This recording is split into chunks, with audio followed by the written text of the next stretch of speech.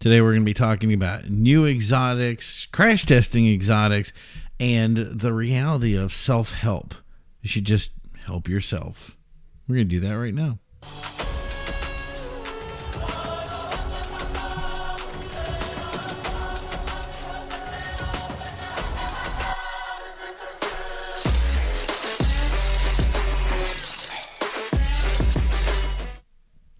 Hey everybody, welcome back to Carside Chat. I'm your host, Primo, and I hope you guys haven't missed me too badly. I've been gone for the last 2 weeks, and I know that's kind of it was something that I couldn't really help with it, and I don't really want to bum anybody out. I was hoping to be able to build some new stuff. We had some new shows that I was getting into and get very excited about, but unfortunately, I've been to a lot of funerals in the last couple of weeks here. It's been 3 in total that I've been to that have been, it's been depressing to say the least, and it really was not where I wanted to be to say I could do a show. I was doing some stuff with some other people and doing their shows, which I was having a lot of fun with. But it really was to kind of get my head off of, it takes a lot of work to kind of put this stuff together. If you've ever done it before, it is something that's work. So that thing is I was putting my heart into stuff, writing articles and writing things, and I just wasn't there. So I said, you know what, I'm going to be on these other shows to kind of keep my mind off of it. But that thing is it was not something that I want to do from this standpoint and being able to write. So I hope everybody can forgive me for missing out on it. The people that we lost were great and dear people to me. My buddy Eddie was, his thing is I got to give a shout out to him, man. I've cried myself out dealing with that situation. And it was very unfortunate. Then we had our other friend Ken, who was a 22 rally guy, just went to everything, and to hear how much positive stuff that he got from our car community as a whole, it really did touch me a lot. But it's also the realization that, you know, it happens to the best of us, and there's no other way of explaining it. And the thing is somebody that's gone that you won't see again. So I'm hoping that we're going to get some dedications out. I know there's a lot of people who are doing dedications for a lot of these guys that have passed on. And that's the thing is it's they deserved it. But that's the thing is I didn't want to come in today and bum everybody out and get that. We're going to get to that stuff. But yeah, that's where we've been. And so, yeah, I want to go into something of kind of the news here today so we can get some news. And unfortunately, I think I'm going to get some unfortunate news to start off today. The first was the Felicity Ace. If anybody knew that was the boat that was off the coast of Portugal, caught on fire a little while back, and it had a bunch of cars from Volkswagen on it. So it had Volkswagen, Bentley, Lamborghini, Porsche, all those cars. And originally, you know, everybody called me on the phone. It was like, hey, you know, this boat has sank. We need to go out and start salvaging this stuff. It's a free salvage, which none of that stuff really is accurate. But I hate to break everybody's salvaging bubble with this, but unfortunately the ship has sunk just as they were starting to tow it back to the first harbor that they could get their hands on. It was already delisting a little bit, and we don't have any video yet of how it was going to happen or go one way or the other. So that's the thing is I'm looking forward to have it. I was hoping to get something to share with you guys by the time we got to this, but I'm sure it'll be up later. When we finally get it, I'll share it as probably a short on the channel so you guys can see it. So that was a big deal. One thing is that obviously these cars are coming into Rhode Island, and a lot of these cars were obviously ordered cars. So Lamborghini, for instance, was thinking about redoing the molds so that they could remake the Aventador. The Aventador has been mothballed. Everything was packed up, and the design cues and everything that goes with making a car had been moved out. They're not like kind of like other car companies. It's kind of just, this is the area they build a car, and that was getting moved out to move the new stuff in. And unfortunately now they have these cars that, you know, what's going to happen? Obviously, if you don't have your molds, you can't remake the cars that people have lost. So it's going to be interesting to see where they're going. They have actually said in a statement, I forgot who the guy that was saying it was, we're going to try to remake these cars or put the Aventador molds back. But that's the thing is it's been a while since they were in, and there's a potential that they've been destroyed, I'm guessing. So they usually make about, I think it's 24 molds for a car, which molds break down over time. So you have to make certain tolerances for them to continue to make a vehicle using a particular mold. So at least the old molds will definitely not be usable. But yeah, that's the thing is they're going to have to find a mold, come back in, and then kind of redo these cars to make it possible. I think the whole hope here is that a lot of people will kind of say, well, my car didn't make it, and it is what it is. So yeah, that's unfortunate. But anyway, so before we move forward, I want to always remind you that don't forget to like and subscribe. Don't forget to hit that little bell icon over there too. Remember that we are sponsored by Silver City Soapworks. I have one of their awesome soaps right here. I'll put it over here so you can just go into it a little bit better. This is specially made for us. It's gold leaf soap. So if you're looking for a very cool soap, it's got a gold flake in it. This is handmade, top-notch stuff. This is really, I love this stuff, and it's made specifically for us. If you're looking for that soap, it's at silvercitysoapworks.com. Again, that's silvercitysoapworks.com. So yeah, definitely want to head over and check those out. Remember, they have a ton of all natural soaps. They're not like something that's like it's called a melt and pour. It's not cheap soap. It's real soap that's really cool and really good. People don't realize how much when they're using it, and I didn't really know it either, that when you're using regular soap, a lot of the soaps you buy from store-bought soaps are basically like using Brillo pads on your skin. So, but yeah, we have to learn that the hard way, don't we? As we start to do stuff and we go, my skin is itching all the time. Well, you should use some good soap. But anyway, so this is one of those stories that came out of nowhere. I was like really crazy about it. I don't know if you guys have seen this. I'm going to show it to you here real quick. I'm definitely going to pronounce this car wrong. The Veloc Fangio. This was built for Sam Lee. It's a billionaire.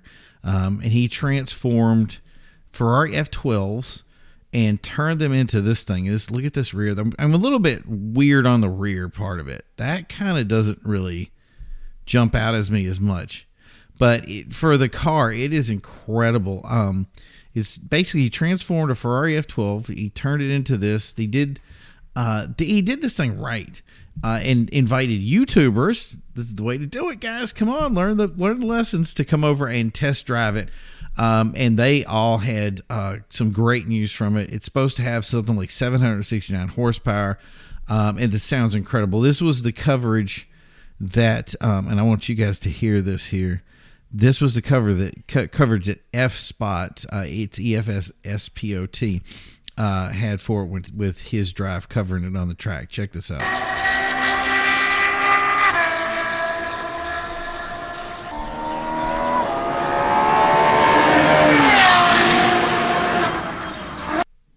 Now, I don't know about you, but that car, it's a whole new creation. So the thing is even though it uses the F12, I kind of thought of it as a kit car, with the F12 being the donor car, because a lot of stuff was changed inside. I don't know how much of the architecture is still used on it, but they're given great reviews from it. And I am definitely hoping to see more from this in the future. Now, we were talking before about how to build an awesome car. And it reminded me of this guy, Glickenhaus, who created the Ferrari P4, P5. It's the same vein. So he's actually on my friends list, and I always follow his stuff. And it's just amazing to check him out to see where he's come and how far. Well, he was actually crash testing his SCG-004S, and it's basically like a road-going race car. But to do a car, to make a production car, you have to be able to crash test it and show off the crash test. So this is the footage of them crash testing the car, which, I mean, if you're going to watch this right now, this is going to, I don't know, man. I lose sleep over just watching this. Here it comes. Oh.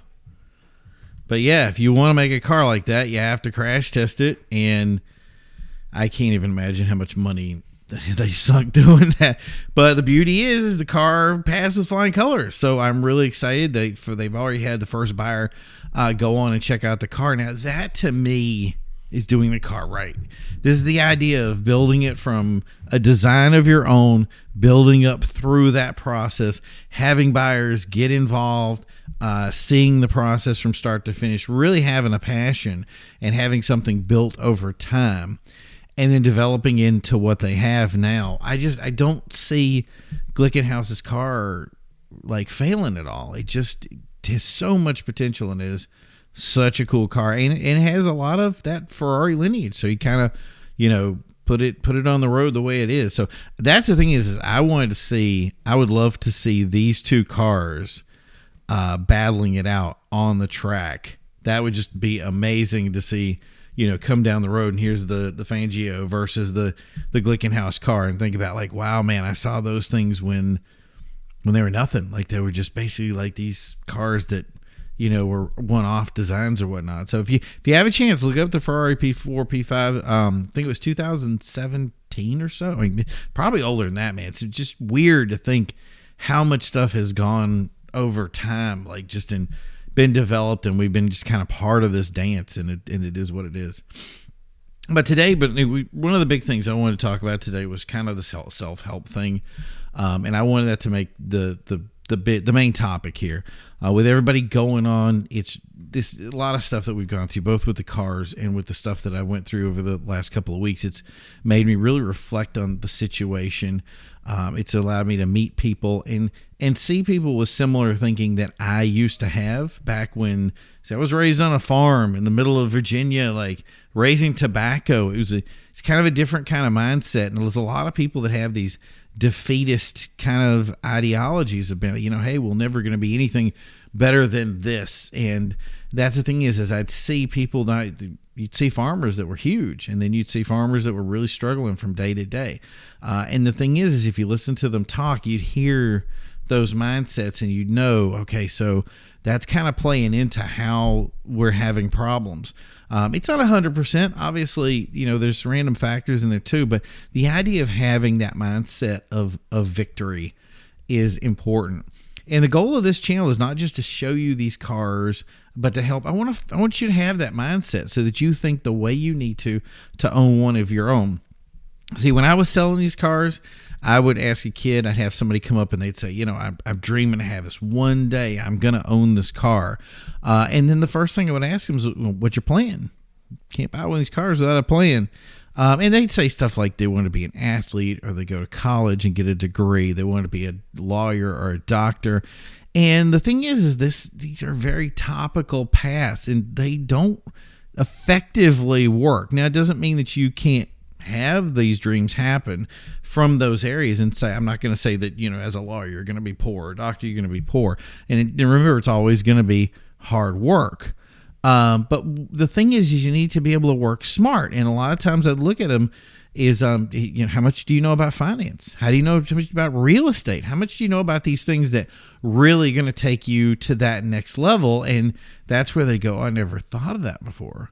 See, I see all these millionaire self-help groups, and they're all fluff. They're owned by people that can barely afford to rent a vehicle in their videos.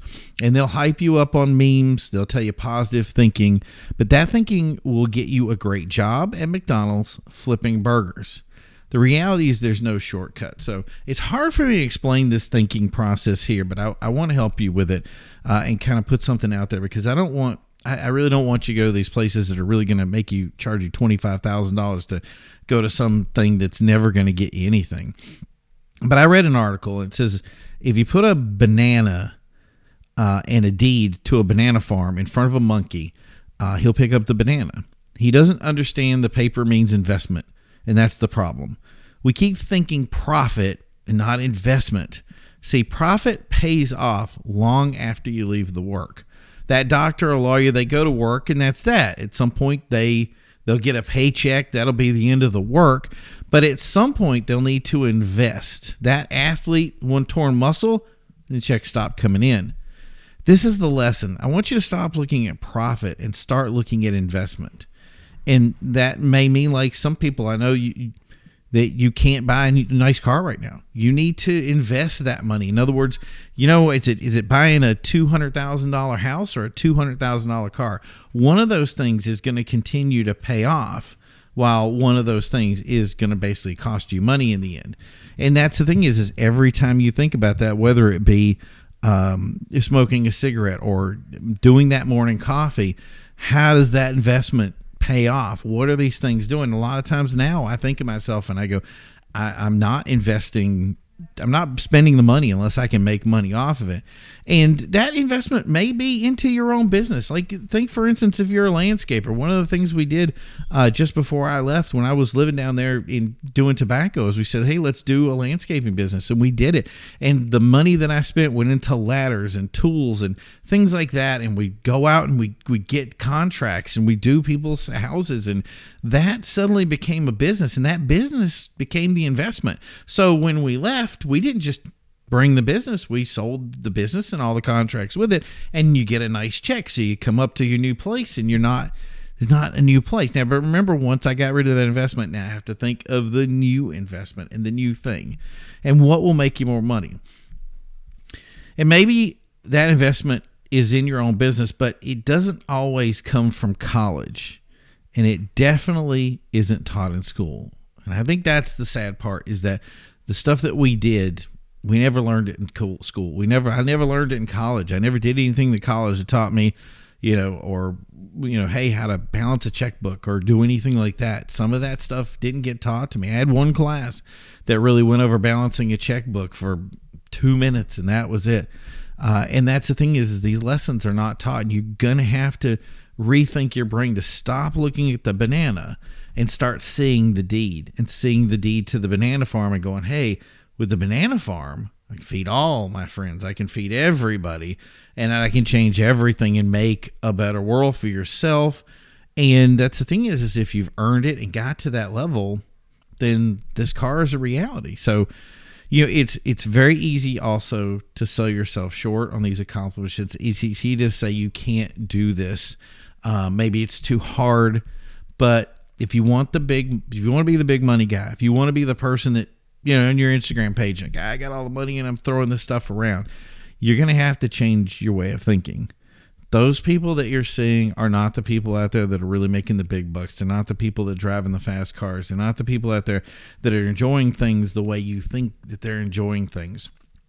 And I don't want you to think right now that it's too late. I don't want you to think that age is the thing that's holding you back either. I don't want you to think that, I'm 30 years old, I can't do it anymore. I'm 50 years old, I can't do it. I'm 60 years old, I can't do it.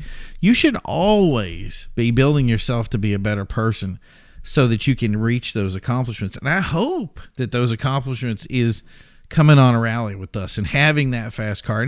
And the thing is not just saying, hey, I got to have a Lamborghini to meet that. Look, hey, everybody takes steps, man. I didn't start off on a Porsche. I started off on a Ford Escort or a 76 Grand Sport. My first car was given to me as a gift. Like, you all got to start somewhere.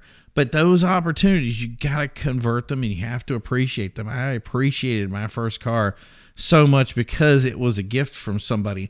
And then the first car effectively that I ever owned was my Porsche 944, and it was a naturally aspirated, and I didn't spend hardly any money to buy it. But that's the thing is it was just there to hold me over until I could continue to build these businesses, turn them into something that was actually productive. So guess what, guys? Unfortunately, that self-help thing, it's not on YouTube. It's not on Instagram. It's right up here. It's in your head. And if you need to help you, that's the only self-help you need. You need to change here. And once you change that, then everything else will just fall into place. Thank you guys for checking out Carside Chat. I know we get a little bit off of cars, but talking the thing, but it's all played key roles into what it takes to be that next level and to be that big person and do the earning and doing that kind of stuff. And if you want to, don't forget, like I said, like and subscribe. Don't forget our IG at Executive Automotive Society. We're now promoting events on our Facebook group. And we're also have a private group that we're sharing stuff to. And the way you get into that is actually come to one of the events and get handed to it and get an invite to it specifically because it is very exclusive. And the thing is we made it that way because we want to make sure that everybody in it has the right mindset to push everybody else to get to that next level. I'm tired of hearing that we have this toxic car community world. And it's got to stop. And if we're going to do stops, then we have to make choices. And you know what? Hey, if you can't earn the bill or you can't get your mindset right and you just want to be negative Nelly and ruin everybody else's life, then I guess this isn't the channel or page or group for you. So this is for exclusive people that are looking to build themselves and get to another level that aren't willing to spend $25,000 on somebody else and want to spend that $25,000 on their own investment. Thank you guys for tuning in. We'll see you next time. And as always, don't forget to drive.